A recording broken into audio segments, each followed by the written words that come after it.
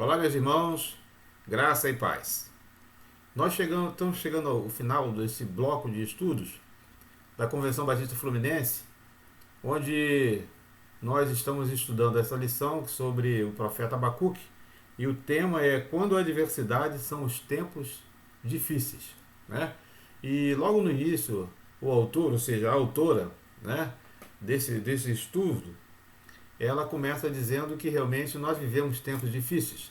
Eu não sei se quando essa lição foi compilada, foi escrita, nós já vivíamos esse período de pandemia. Mas o que ela fala aqui é que realmente nós vivemos tempos difíceis. Independente se é de pandemia ou não, no tempo presente nós vivemos tempos e momentos difíceis e também nós temos adversidade. E aqui o profeta Abacuque, desse estudo, ele é o profeta sobre o reino de Judá, né? Ou seja, o reino do sul. Nós sabemos que é, o reino de Israel foi dividido em dois reinos, no reino do norte e reino do sul. Por que eu estou dizendo isso? Porque lá atrás começou com Saul, né, que foi o primeiro rei, escolhido pelo povo. Depois vem Davi, o rei segundo o coração de Deus. Depois vem Salomão, o homem que pediu sabedoria, Deus deu a ele sabedoria em demasia. Mas nós sabemos que ele, em determinado momento, ele usou essa sabedoria de maneira inapropriada e permitiu que a idolatria, que o povo se desviasse, e que ele permitiu que dentro da sua casa, dentro do seu reino, entrasse a idolatria e a adoração a outros deuses. E o reino de Israel é rasgado e divide entre o reino do norte e o reino do sul. E o reino do sul passa a ser formado por duas tribos, a tribo de Benjamim e a tribo de Judá. E é sobre esse reino que então Abacuque vai profetizar. E ele estava falando aqui, exatamente, estava começando o cativeiro babilônio, né? E ele entra interpelando para o Senhor, fazendo uma oração, uma súplica, né? Um pedido, né? Como se quisesse que Deus abrandasse aquela situação que estava por vir sobre o povo de Judá, né? Pela sua desobediência, pela sua idolatria, como nós falamos aqui. E logo aqui no início do capítulo 1 do livro de Abacuque, né? Ele vem dizendo, né, que o profeta diz: até quando clamarei e não escutarás, Senhor? Ou gritarei a ti violência e não salvarás? Por que razão me fazes ver a maldade e a opressão, a destruição e a violência tão diante de mim? Também há contendas e litígios em comum, né? E ele vai fazendo aqui mais uma narrativa, até antes de chegar no versículo 5, no versículo 4, dizendo que havia pessoas justas ali, e como se Deus estivesse sendo injusto, né? Mas nós sabemos que Deus é justo, Deus é amor, é bondade, é misericordioso, mas a justiça dele não falha e a justiça dele não é negociável, né? E aí Deus vai responder para ele logo no versículo 5 aqui, né? E diz assim, ó: vede entre as nações e olhai, maravilhai-vos e admirai-vos, porque realizo em vossos dias uma obra que não acreditareis, quando vos for contada.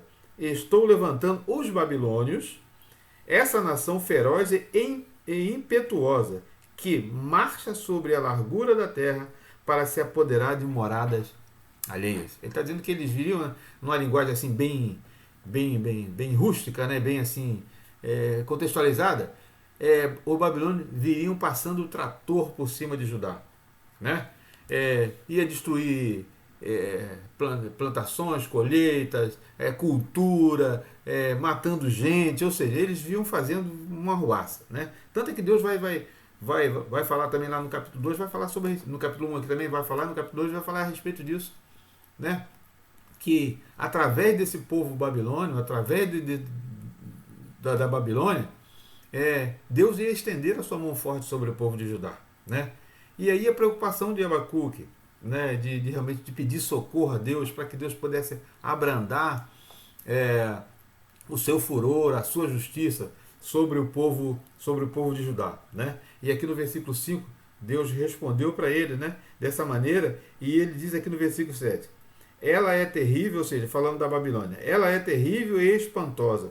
O seu juízo e a sua indignidade vêm dela mesma. Os seus cavalos são mais rápidos do que leopardos e mais ferozes do que os lobos da tarde. E ele vem descrevendo, né? Quer dizer, era um povo impiedoso, implacável, né? E tudo isso ia estar sobre o povo de Judá, né? E lógico que com a permissão de Deus. Mas por que isso aí estava acontecendo? Porque Judá estava passando por esses dias e ia passar por esses dias difíceis, né? Como eu falei, porque lá atrás, né, o povo se prostituiu contra Deus, adorando a outros deuses, né? Colocando outros deuses diante do Senhor, né? E fazendo tudo aquilo que desagradava ao Senhor. E por isso a mão de Deus pesou, estava pesando sobre eles, né? E como eu falei aqui, a autora, logo no início desse estudo, ela diz o seguinte: a vida mudou de forma repentina. Fomos obrigados a nos acostumar com o novo que surgiu. Então, nos vem à mente: como será a vida? Como vai ficar a família? E o trabalho? Como vai ser? E se chegar o desemprego? Ainda que a nossa vida não esteja como gostaríamos, não vamos desistir de viver. Ainda que o nosso relacionamento familiar não esteja bom, não vamos desistir da família, né? Ainda que a nossa fé não esteja firme, não desistiremos de Deus, né? Então, é exatamente isso que estava vivendo lá o povo de Judá. Não era diferente de nós hoje, né? Eles estavam passando por uma certa dificuldade, uma certa adversidade, como hoje nós passamos com essa pandemia. Muitas pessoas ficaram desempregadas, pessoas ficaram enfermas, acamadas, muitos foram a óbito, né? Então, é um retrato do que estava vivendo o povo de Judá naquele período. É o que nós estamos vivendo hoje. Não naquela intensidade, mas nós estamos vivendo o nosso cativeiro babilônico neste momento, né? Mas voltando lá para Judá, né? E aí Deus vai falar através do profeta, né?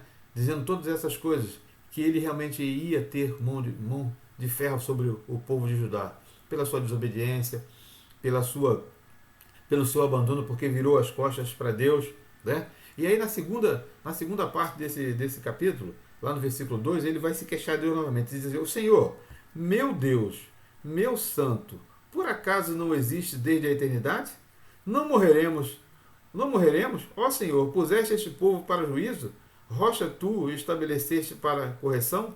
Então Abacuque já estava começando a reconhecer que era o juízo de Deus que estava sendo estabelecido ali sobre o povo de Judá, né? Que era a mão de Deus. Não era simplesmente porque Deus queria ser maldoso, porque Deus queria ser perverso, mas porque Deus precisava fazer justiça sobre o seu povo, né? E nós podemos nos perguntar: será que Deus no dia de hoje ainda faz justiça sobre o seu povo? Em meio a todas essas dificuldades que nós estamos vivendo, será que Deus está querendo nos punir, né? Será que Deus está querendo fazer com que nós nos voltemos para Ele? Será que nós estamos fazendo alguma coisa de errado e desagradável ao Senhor, né?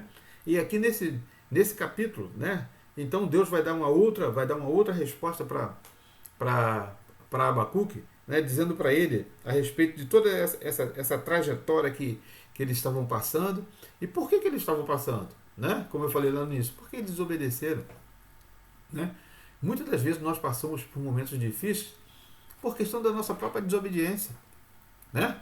A Bíblia fala que a alma que peca, essa morre. Ou seja, o problema que nós criamos, nós temos que resolver, né? Diante de Deus, né? Porque Deus não vai se desviar da sua justiça, né? E aqui, como nós vamos ver lá no capítulo 2, Abacuque vai até se queixar: poxa, mas será que não tem nenhum justo, não tem pessoas justas, né? E lá no versículo 3, no versículo 4 do capítulo 2, diz assim, ó, pois a visão é ainda para o tempo determinado e se apressa para o fim. Ainda que demore, espere, porque certamente virá e não tardará. Vede o arrogante, a sua alma não é correta, mas o justo viverá por sua fé. Deus está falando lá para Abacuque, né? Para ele não ficar preocupado, não ficar preocupado não. Que em meio a toda essa diversidade ali, dessa pressão que eles estavam fazendo sobre o povo de Judá, existiam as pessoas justas que estavam ali. E qual foi a resposta dele para Abacuque? Essas pessoas justas viverão da fé. E lá no capítulo 3, um versículo que nós muitos conhecemos, que nós vamos ler daqui a pouquinho, nós vamos ver a resposta também que Deus que Deus vai dar, né? Que mesmo no meio de toda essa diversidade, existem pessoas justas, né? Poxa, será que Deus tá querendo dar um castigo só às pessoas ruins? Não, a ação de Deus está sobre todos. A diferença é que, como ele fala aqui para Abacuque, e para ele poder transmitir ao povo, que o justo viverá da fé. Embora nós possamos nesse mundo sofrer pressões, sofrer decepções, como ele fala aqui, com o trabalho, com a família, com os amigos, né? Muitas das vezes até com a organização, né, religiosa, você pode até sofrer decepção. Mas Deus não decepciona aqueles que são justos. Embora muitos possam estar vendo como punição, possam estar vendo como um Deus mau, um Deus carrasco, mas aqueles que acreditam em Deus, eles vão conseguir passar por um momento adverso, pela dificuldade, porque vivem através da fé. E como eu falei lá no capítulo 2, a partir do segundo versículo, a resposta de Deus, mais uma resposta de Deus para Abacuque. Então o Senhor me respondeu e disse: escreve a visão em tábuas de forma bem legível, para até quem passe correndo possa vê-la. Pois a visão é ainda para o tempo determinado, e se apressa para o fim. Ainda que demore, espere, porque certamente virá e não tardará. Aí ele diz aqui, né, como eu já tinha lido anteriormente, ele diz: vede o arrogante, a sua alma não é correta, mas o justo viverá da sua fé. Além disso, né, ele vai dizendo aqui uma série de outras coisas. Então, aqueles que são justos, né, ou que procurem que Deus, andar na presença de Deus, tem que se manter firme, né? Porque toda essa dificuldade que está aí, ela vai passar. Mas nós precisamos acreditar, estar firme em Deus, para que não possamos ir nem para a direita, nem para a esquerda. Porque tempos difíceis, como teve lá para o povo de Judá, lá no cativeiro Babilônia, nós vivemos também tempos difíceis. Desculpe. Como eu falei, nós não podemos comparar, mas nós também vivemos tempos difíceis, né? E hoje nós temos algo muito especial, que é a palavra de Deus, que ela foi compilada, está aqui, né? Então o povo não tinha toda essa compilação, tinha os trechos que os profetas liam, os próprios profetas, né, as escrituras, mas eles não tinham toda essa compilação, não tinha todo esse privilégio. Hoje nós temos o privilégio de estar com a palavra de Deus na mão, na mente, no coração, exercitando, para que momentos adversos, como esse que nós vivemos, nós possamos passar por eles e possamos superá-los, né? Aqui o autor diz o seguinte, no versículo que nós vamos ler daqui a pouquinho, e que ele vai dizer, né, que a figueira não floresça e não haja fruto na vide, né? Ele vai dizer assim, mesmo que vocês não tenham dos que se alimentar, que a expectativa da colheita não venha, né? Aí ele vai dizer lá que ele se alegra, né? Mas como é que pode isso? Porque, como falou, porque a expectativa está em Deus, a expectativa não está nas coisas, não estão nas pessoas, né? Então a nossa expectativa, a nossa esperança nos momentos adversos, das dificuldades, elas não podem deixar, nosso foco não pode ser tirado de Deus. A nossa visão tem que estar em Cristo, temos que estar focado, né? Porque se não fosse esse problema que nós tivemos de pandemia, seria um outro problema. Então sempre nós vamos ter, como a Bíblia fala, no mundo tereis aflições. Então, quer dizer, se não fosse essa dificuldade, seria uma outra, né? Então nós temos o quê? O nosso foco, a nossa visão da diversidade que nós possamos viver, da dificuldade que nós possamos viver, ela precisa estar em Cristo, precisa estar em Deus. Porque se a gente ficar olhando para a direita, para a esquerda, para trás, para qualquer um outro lado, que não seja para Cristo, né, nós vamos estar fadados ao fracasso, né? E a palavra diz assim, quando Jesus voltar, será que ele achará fé na terra? Né? Será que você está vivendo pela fé? Né? Acredita que esse momento é o momento que você vai passar por ele, né? Embora, como eu falei, muitos de nós tivemos perdas, né, significativas de pessoas, de emprego, de amigos, né, de outras situações, mas nós estamos aqui pela graça de Deus, pela misericórdia de Deus, né? E lá no capítulo 3 vai ter a oração, né? Mais uma oração de Abacuque. A oração de Abacuque, né, profeta, e diz assim: Senhor, eu ouvi a tua fama e temi. Senhor, aviva a tua obra no derredor dos anos, faz que ela seja conhecida no decorrer dos anos, e a tua ira lembra-se da misericórdia. E aí nós vemos aqui, lógico, né? Nós hoje temos esse privilégio do que aqui o Abacuque falou. Essa palavra conseguiu chegar até nós hoje. E nós podemos ver a grande mão de Deus agindo ali sobre o povo de Judá. Muitas das vezes nós precisamos da correção de Deus e às vezes não entendemos ou não queremos receber essa correção. Porque às vezes ela é dura demais para o nosso entendimento, né? Mas como a palavra fala aqui, o justo viverá da fé. O justo precisa viver. Se ele não vive ainda, se ele se acha que precisa ser justificado perante Deus, ele precisa, nós precisamos viver da fé. E lá naquele, como eu falei, no versículo conhecido, que nós conhecemos muito, mas eu quero ler primeiro o versículo 16 do capítulo 3, que diz assim, ó: quando eu vi, meu ventre se comoveu, seus lábios tremeram diante do seu ruído. A fraqueza entrou nos meus ossos, os meus passos vacilaram. Aguardei em silêncio o dia da angústia que há de vir sobre o povo que nos oprime. Ou seja, agora aqui Abacuque diz assim, Senhor, eu estou consciente, eu estou entregando nas tuas mãos esse momento. Eu não vou mais pelejar contra o Senhor, porque sei que é a boa mão do Senhor que está agindo, né? Eu sei que mesmo nesse momento de adversidade eu preciso me alegrar no Senhor, porque é o Senhor que está no controle.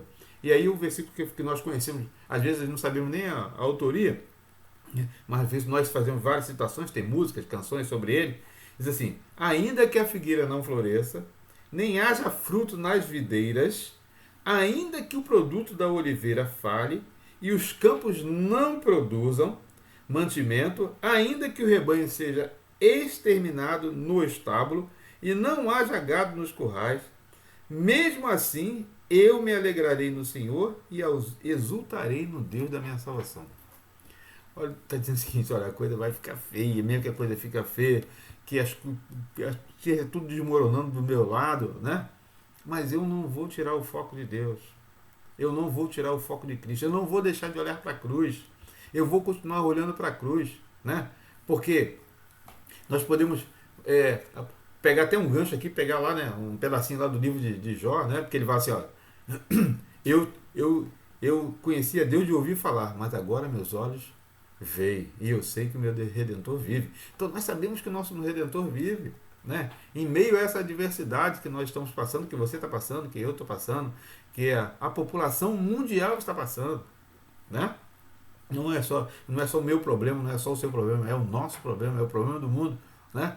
Mas se a nossa expectativa está em Deus, não quer dizer que vão ser só dias fáceis, mas que nós podemos nos alegrar e saber que o Senhor está no controle, que é Ele que tem a resposta para todas as coisas, né? E ele diz aqui no versículo 19, Senhor Deus meu e minha força, Ele fará os meus pés como da corça e me fará andar sobre os meus lugares altos, né? Ele está dizendo o seguinte, né?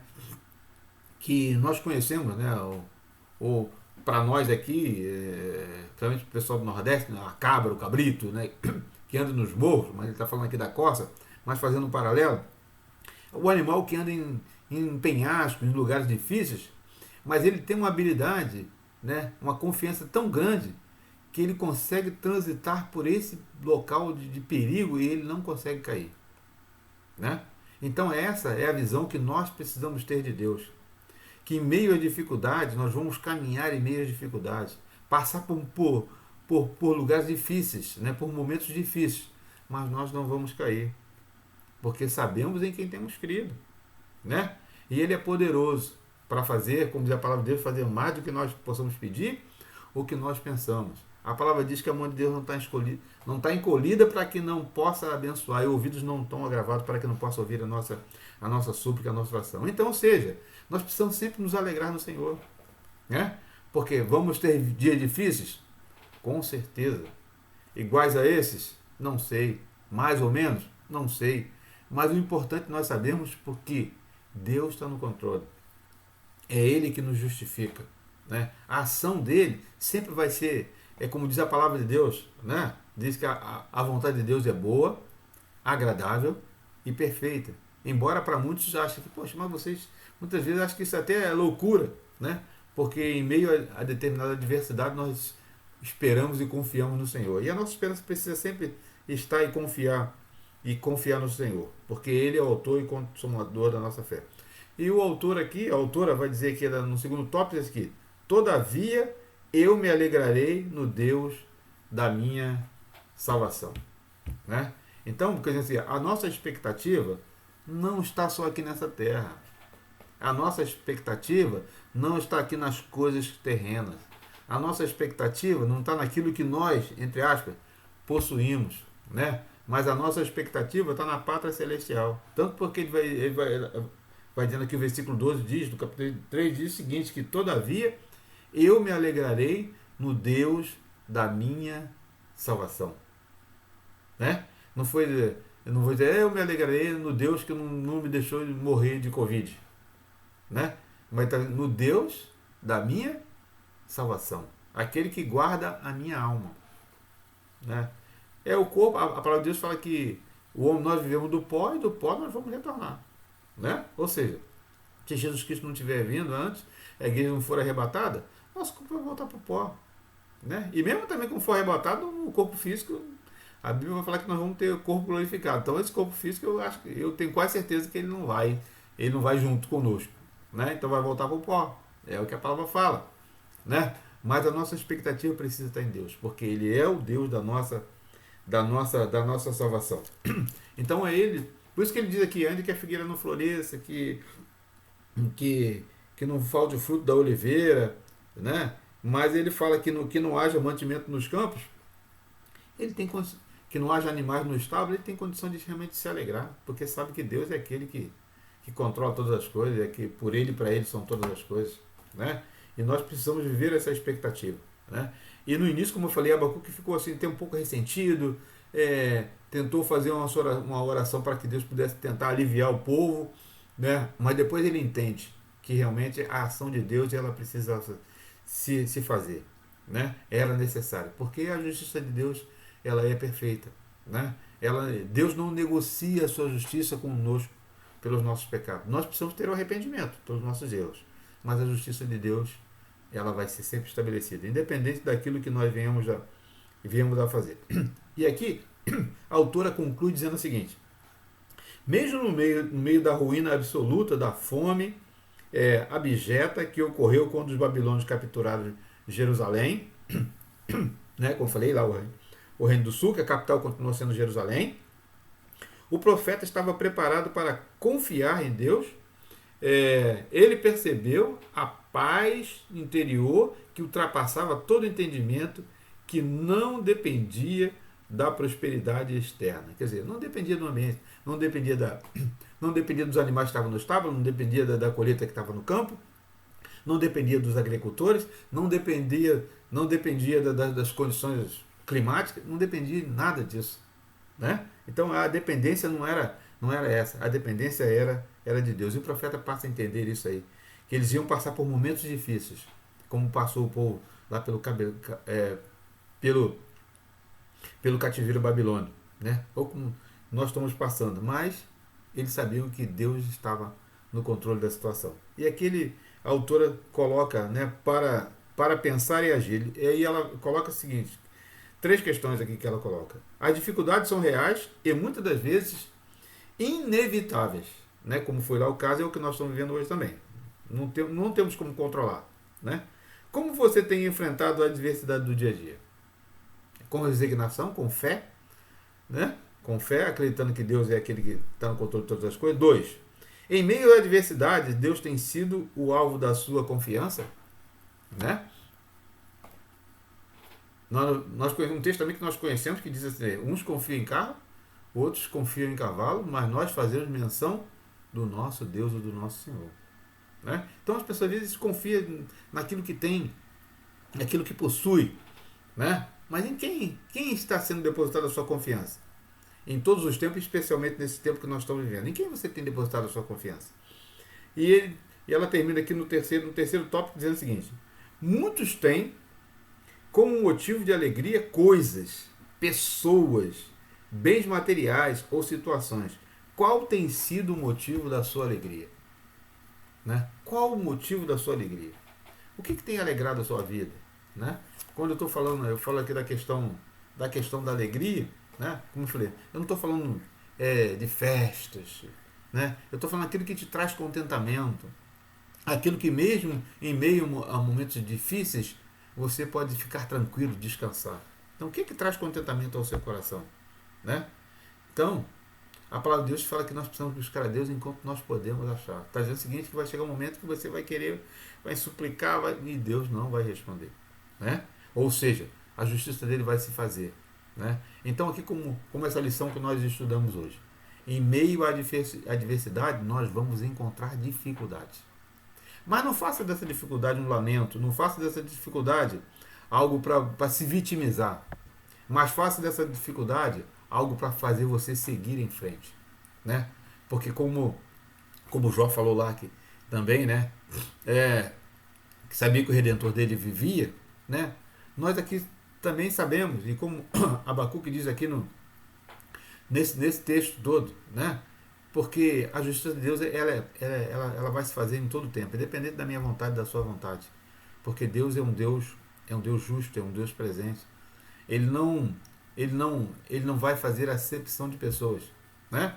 A justiça dele vai fazer em meio àqueles que são justos e que são injustos, né? Só que aqueles que são justos vão esperar e vão confiar no Senhor, né? Porque por ele são todas as coisas. E quando nós entendemos isso, os momentos difíceis eles não vão se tornar momentos fáceis, mas vão se tornar momentos em que nós vamos conseguir passar por eles e lá na frente, mas como é que eu posso conseguir passar por tudo isso, né?